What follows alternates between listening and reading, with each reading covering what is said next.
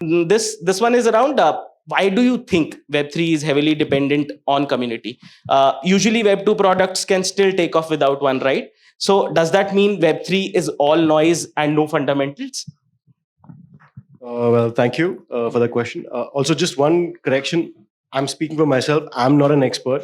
I've barely been in this space for a little over a year now, but a year in this space is as good as a decade. So learning every day. So that's exciting, and that's what I love about this space. That you meet, wonderful people, and you get to learn everything, something new every day. Coming to communities, I think as human beings, we are social beings to begin, right? So we've been following community culture since ever, right? So now let me give you an example of Web 2.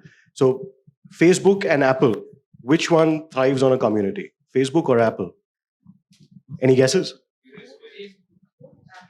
So on the contrary, it's Apple who builds a community, right? Say if I say something bad about Facebook today, you'll be like, yeah, okay, whatever, you know. But if I say something bad about Apple right now, I'm sure at least a few of y'all would have like something to say that no, Apple is the best. You know, so that's a community. That's the power of a community. Now just add, along with that passion, now add economic elements to a community, right?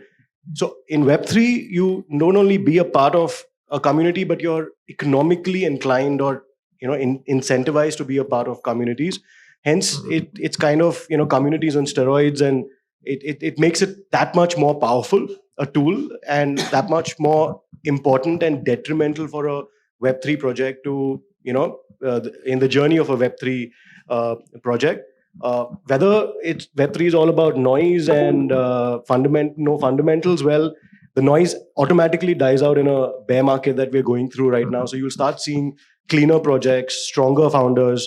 The noise automatically, it's just a random NFT project making millions of dollars, all dies out automatically. So every bull market, bear market does this churn.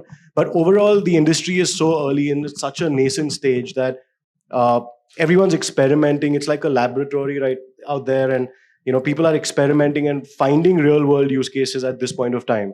So that's what I believe the industry is at this point.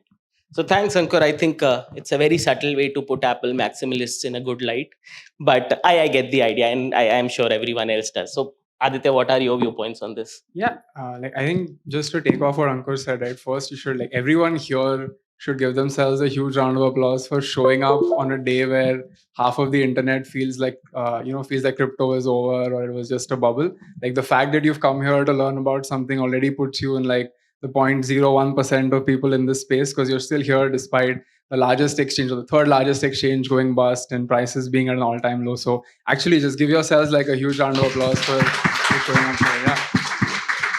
And this is what community is, right? It's people who stick together in both good and bad times, not just when prices are going up. That is more of a circus. It's less of a community. And I think it's actually interesting because I don't think that it's only a Web3 thing.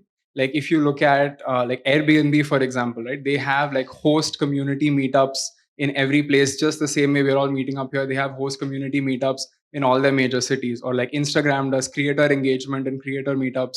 All of these Web2 platforms also have invested in their community. I think one fundamental difference is that in Web3 products, you're trying to move the ownership of the asset away from the platform or the company to the people who are actually using it, right? And that's why it becomes all the more important, like Ankur said, to have economic ownership as the community, but also then to contribute back, right? Because when you're an owner of something, you're also responsible. You're basically you're responsible for self-custodying your own assets, right? That's the most basic thing. But you're also responsible in investing for the growth of the network and things like that.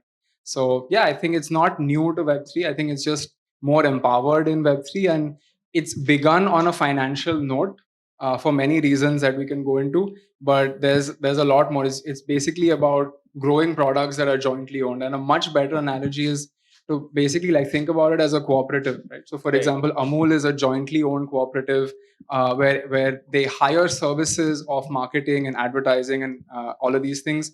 But in the end, the ownership sits with the dairy farmers. It's very similar what we're trying to do with crypto. We're trying to create cooperatives in place of companies so that value can be distributed throughout the network instead of being concentrated at a small center.